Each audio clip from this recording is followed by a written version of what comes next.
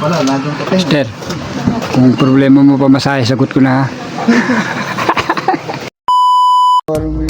Ito si Sister Nelia, ang aming nadatnan na nasa bahay. Yung iba naming pinuntahan ay wala sa bahay, nasa school daw ang ibang mga kabataan. At muli nga kaming maglalakad sa iskinitang ito na sanga-sanga. At amin pong dadalawin ang aming mga kapatiran na hindi po namin nakakasama na at kumustahin ang kanilang kalagayan. Tara, samahan nyo kami sa aming paglalakad nito. Natatandaan ko, dito ang bahay ni Sister Jeremy. Yan, pag-akit niya sa hagdan na yan, dito kami dumalaw noon. Ayan, okay. Amin pong tatanungin kung saan na nakatira hila Jeremy dahil balita namin ay lumipat na ng bahay. Ay, si Paula at si Daday sa school. Okay, confirm. Lumipat lang nga sila Sister Jeremy at wala na sa kanilang tinitirhan. At yung bata na amin pong kasama siyang aming tour guide na nakakaalam ng pinaglipatan nila Sister Jeremy. Okay, kaya susunod lang kami. Ito, okay na yung mga bahay dito. Ito po yung nasunog dati na ano pa, ito ay talagang tupok na tupok. Ngayon ay mga bato na, nagpabato na sila sa lugar na ito.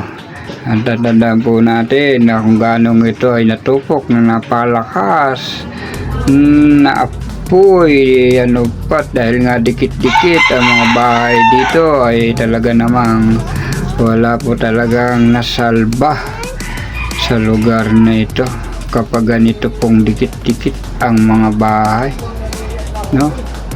Halos 2 tao lang din ang pagitan. Pag nagsalubong talagang wag hindi ka tumagilid, talagang masasagi ka. Ito yung basketball court na bagong gawa. Ayan, ang nilalaro.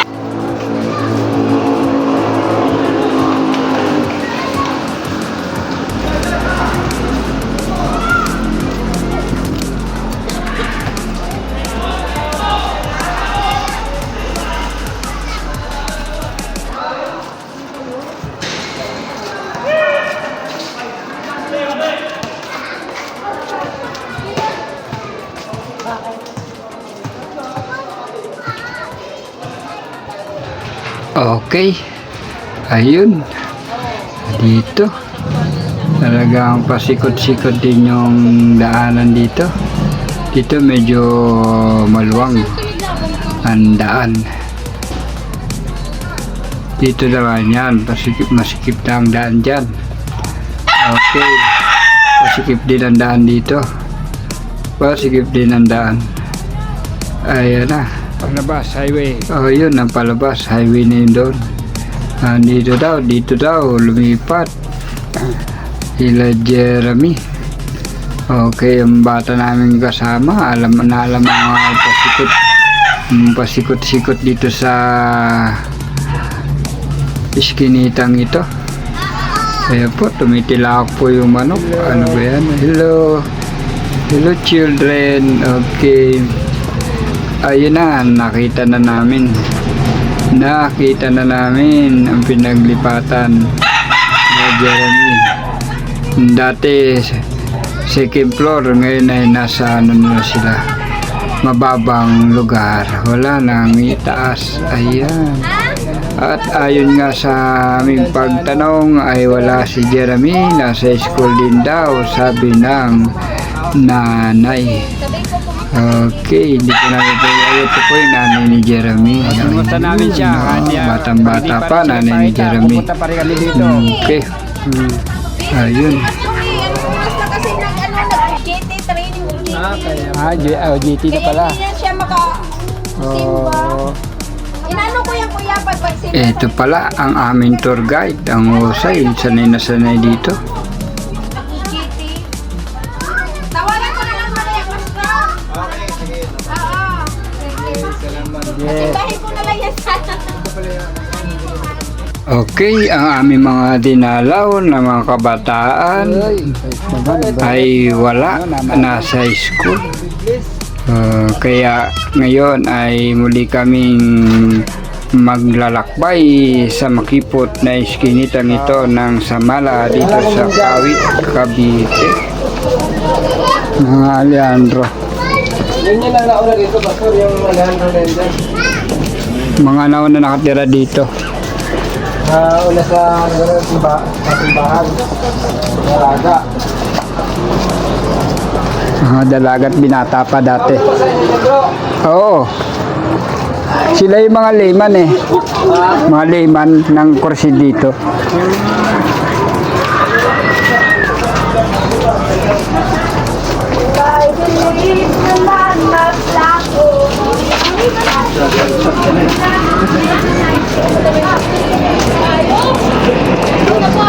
Wala,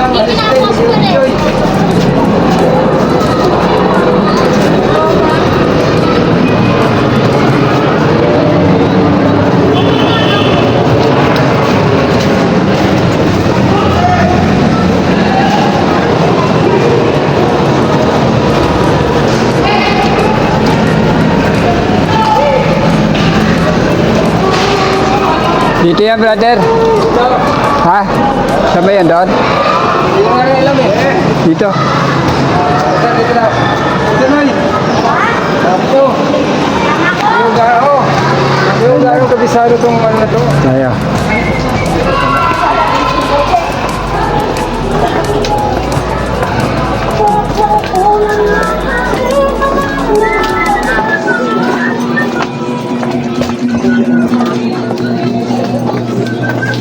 Ikaw ilaw. Dito talaga na. Tapos ka na mag-selfie. Hindi no. Parang kabila no. Doon tayo. Kabila yata. Tagos tayo. May tagusan yan. Oo. Oh, nangyari ko din ako ba? Negosyo, pastor, negosyo. Ano ito yata?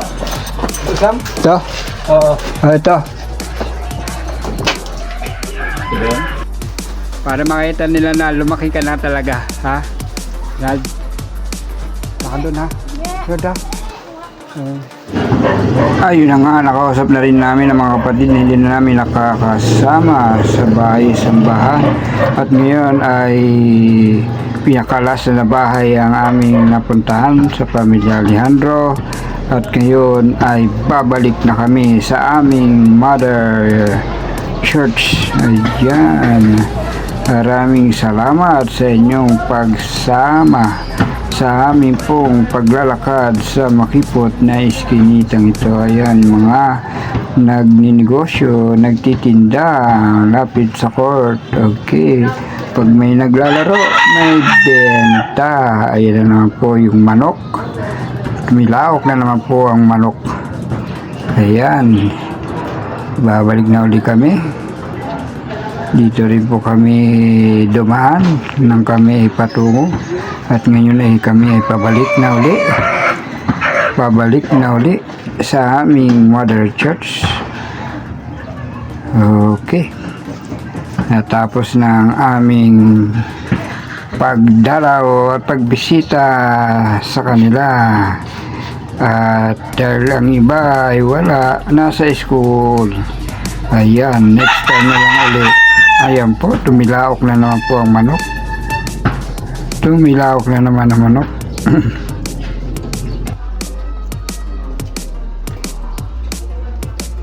Sibon. Diyan kaya?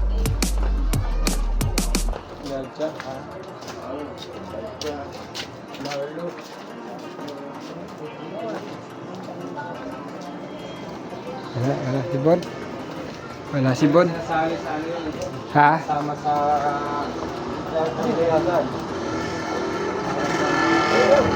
Ginawa ng mayari. Okay, dito na kami sa pinaka-highway. Ayan, pag pumasok ka din dyan, mga iskinita din ang dadaanan dyan. Katulad din dito sa aming pinagdaanan na dito sa may kandang kanan. Ayan, kami po ay babalik na.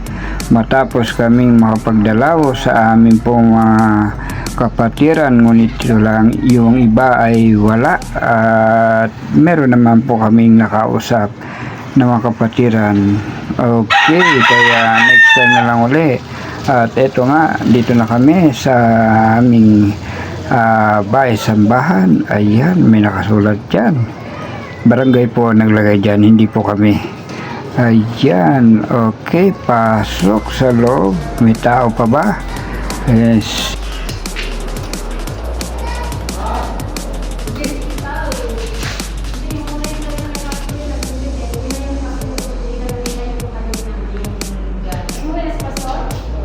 Hindi, dyan pa. Ito na yung sukli mo, bro.